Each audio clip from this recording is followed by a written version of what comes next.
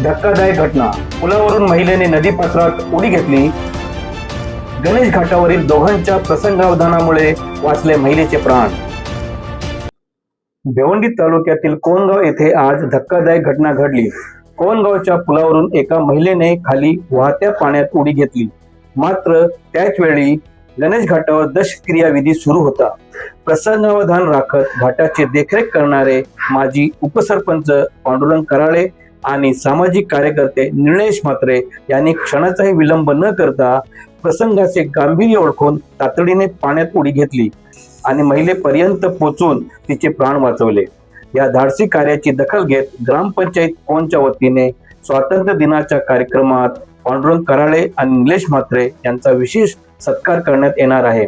त्यांच्या धाडसाचा गौरव करून इतरांनाही संकटाच्या वेळी मदतीसाठी पुढे येण्याची प्रेरणा मिळावी हा या सत्कारामागे उद्देश आहे. आज कोणगाव येथे सकाळी एक घटना घडली, ज्याच्यात तिसगाव येथील महिला वैजंता गायकवाड हिने आत्महत्या करण्याचा प्रयत्न केला.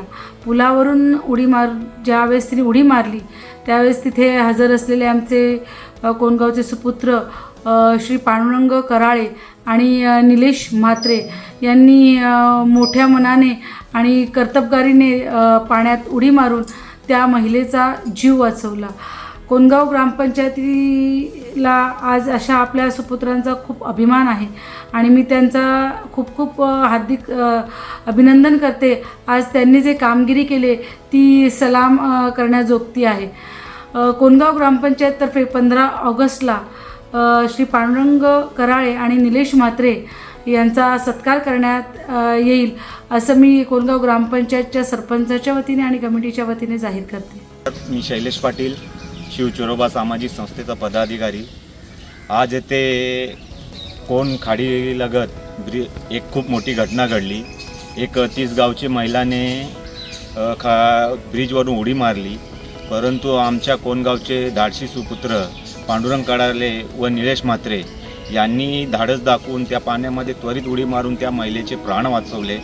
म्हणून त्या महिलेला एक नवीन जीवनदान मिळालं आणि या दोन्ही कोणगावच्या पुत्रांना माझ्याकडून खरोखर मानाचा मुजरा आणि असंच धाडस या कोणगावात हो हीच ईश्वर चरणी प्रार्थना.